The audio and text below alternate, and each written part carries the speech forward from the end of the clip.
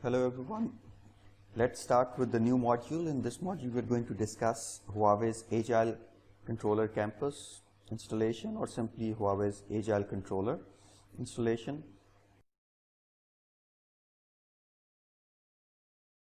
Huawei's Agile Controller is an SDN controller which is responsible for managing the entire campus, implementing policies for various devices in the environment, in the campus network, and then pushing those policies to the users so that users can have access to the network in a secure and unified manner. Briefly look at the different deployment scenarios for Agile Controller, and then we'll look at the actual installation process. So first of all, let's see what the Agile Controller is. We can simply call the Agile Controller as the smart brain of a campus network in which we have Huawei devices working. As you can see here that this is a central Agile Controller which is managing, or which is controlling, the various network devices, which we also call the network access devices here, which are responsible for providing access to users or user devices. So all the user devices, or all the users sitting within the campus network, or which are accessing the headquarter or the campus network from the branch offices or through the internet, users coming through the internet, they are all provided a central control mechanism using this SDN controller or the Agile Controller. So Agile Controller is responsible for controlling the network devices, for providing unified and secure access to the user and the devices which are used by the users for accessing the network. If you look at the basic architecture of Agile Controller, we can see that it consists of the MC, or the management center, then we have the service manager, and then we have the service controller. All these components make up the overall solution, or the SDN controller solution, which we call the Agile Controller solution from Huawei. And then we have the access devices, or the network devices, which can include access points, switches, firewalls, etc., which are going to be used for implementing the policy being dictated by the Agile Controller. And then we have the user access devices, which can contain any users can use to access the network using either the web access or any Office client, VPN client, or any other laptop or any other devices with the built-in 802.1x authentication, client authentication mechanism, or any other client softwares. We'll be looking at these in more detail in subsequent modules, but however, the basic concept here that we need to understand is that users can use various mechanisms for accessing the network through the network devices, and this access is controlled by the Agile Controller servers, which are responsible for centrally controlling this access of these devices and users into the network or into the infrastructure. If you look at the different components here, as I just mentioned, we have the management center, we have the service manager, and we have the service controller. What are the functions of these three components of Agile Controller, or overall Agile Controller solution? You can see here that the management center, or MC, is the central Agile Controller management center. Service manager is responsible for service management, and service controller is responsible for providing network or controlling the network access devices through which the users are accessing the network. As I'll briefly discuss these devices or these components a little bit in more detail. However, the basic point to understand here is that SM and SC are mandatory components of this solution. However, MC, or the management center, is an optional component. If you look at the roles and responsibilities of these three components, we can in a nutshell say that management center is responsible for providing and managing the hierarchical policy management, distribution task management, and most importantly the license management, central license management for the solution.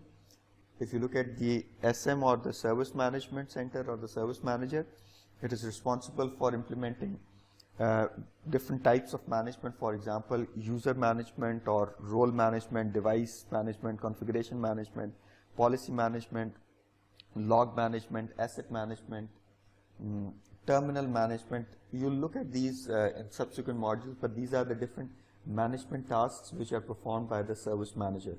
Similarly, the service controller is responsible for controlling the access of devices and users into the network. So it controls different types of authentication mechanisms which are required for controlling the access of devices and users. So you can implement 802.1x authentication or portal authentication or MAC address authentication or SACG authentication or TACX authentication, etc. It is also responsible for implementing service chaining in a network where you add certain services during users' access to the network infrastructure. So we can say that these different components are responsible for providing different types of services within our infrastructure when the users are trying to access our infrastructure for availing or for utilizing those services. If we look at the different deployment scenarios of these of the Agile Campus, Controller Campus, we'll see that it can be deployed, the solution can be deployed using or deployed in 3 different scenarios. The first scenario is called the centralized deployment. In centralized deployment, we see that the service manager or the service management center or the service controller, they are deployed centrally in the head office, headquarter, or in the data center. This deployment is mainly for small-sized environments or small-sized organizations where they centrally deploy the infrastructure and they have small branch offices, and the connectivity between the branch offices and the headquarter or the head office is consistent, reliable, so that all the management, all the access management is being done centrally here. So that is why it is called the centralized deployment. No component of the controller is deployed at the branch sites. All the users can access the network once they are authenticated and authorized by the SM and SC, service manager and service controller, which are located at the headquarter or the head office. Contrary to this, or different from this, is the environment or the situation where we have a distributed deployment. In a distributed deployment, we have the service manager and the service controllers deployed at the headquarters. However, we also have the service controllers deployed at different branch offices. In this case, we have the service controllers deployed at the branch offices for multiple reasons. One could be that there are multiple users located at the branch offices, so it makes sense to provide them with a local controller, service controller, or because the connectivity between the branches and the headquarters is not reliable, so if the service is down, these users cannot be provided access or cannot be authenticated centrally. So we are providing a service controller at each remote location or each branch location. In this case, we have a service manager which is controlling the service controllers, and we have the service controllers which are controlling the access devices or network access devices. These service controllers are distributed across the different branches, and then we have the centralized service manager which is controlling all these service controllers which are at different locations. So this is the service manager, and it is controlling the service controllers distributed across the environment, whether it's the headquarters or these are the branch offices. So all these service controllers are managed by the service manager, and then the service manager also has a database associated with it, where all the information resides. In the next scenario, we have the hierarchical deployment. Hierarchical deployment is for large kind of semi-autonomous or semi-independent environments where we have the management center. Management center is only used in hierarchical deployments, where we have the management center which is controlling the overall hierarchical policies which are implemented here. Then we have the service controller, service manager and service controller at the headquarters along with the management center. And then we have the different service manager and service centers deployed at the branches as well. So this is for very large environments or very large deployments where each of the individual branches or regions have their own SMs and SCs, service managers and service centers, and then we have a centralized data center or centralized management control where we have the management center pushing policies to all the service managers, and these service managers controlling their respective service centers. So we can have different service managers controlling different service centers, and one management center controlling all the service managers located at different sites. So now that you understand the basic concepts of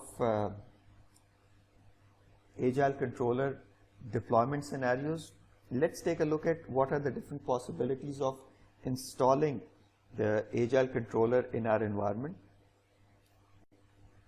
As you can see here on this slide, that we can either have the pre-installed Agile controller available to us, shipped from Huawei with all the installations done by Huawei, which we can also call the appliance deployment or the appliance provisioning, where everything is provided to the customer as an appliance. Or we can have a new installation where we have the hardware and we install the software and different software components ourselves. So pre-installation or the appliance-based installation is fairly simple. We only need to do the basic tweaking, or we only need to enable the services, and the device is ready for deployment.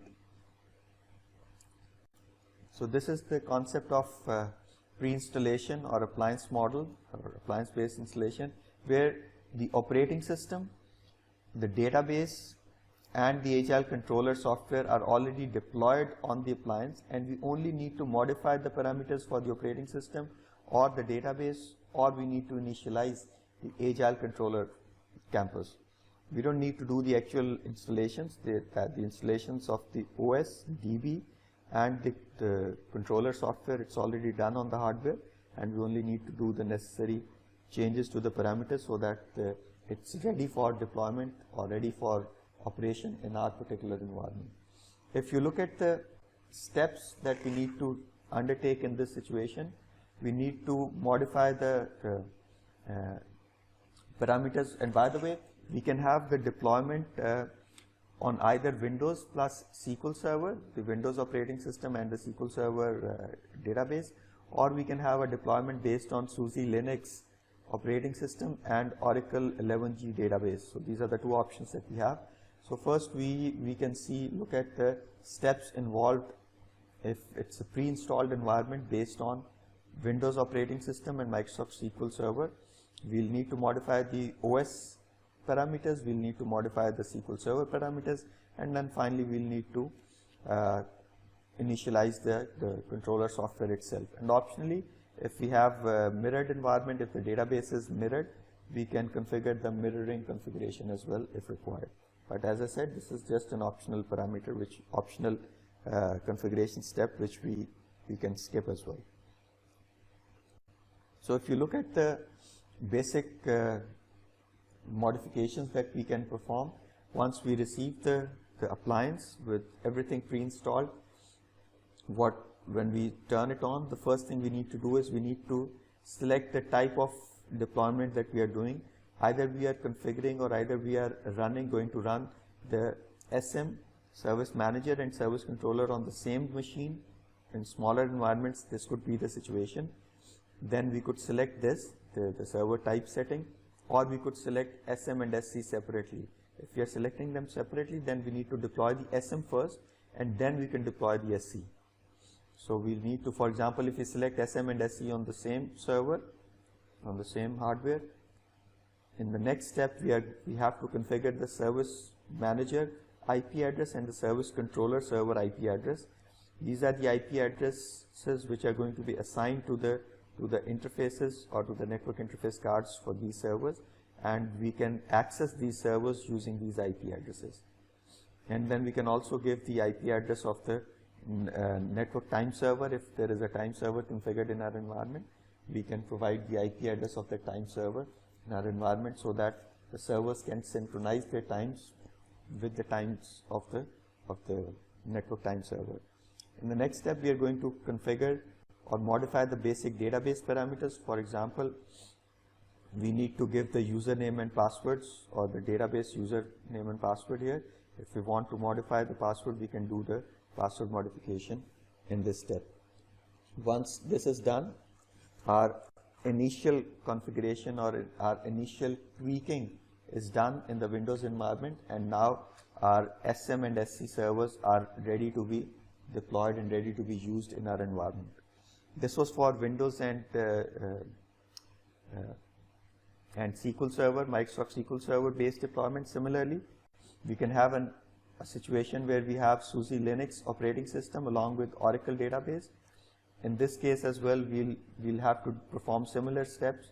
We'll have to perform the basic modification of OS parameters and database parameters, and then we have to initialize the Agile Controller Campus, and that's it.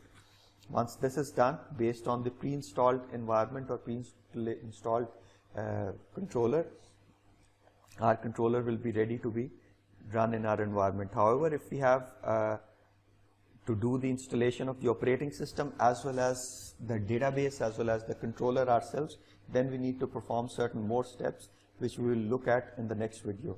So in the next video, we'll see how we perform a new installation where we do not have a pre-installed OS and DB and Agile controller available to us. So let's take a look at the new installation scenario in the next video. So see you in the next video.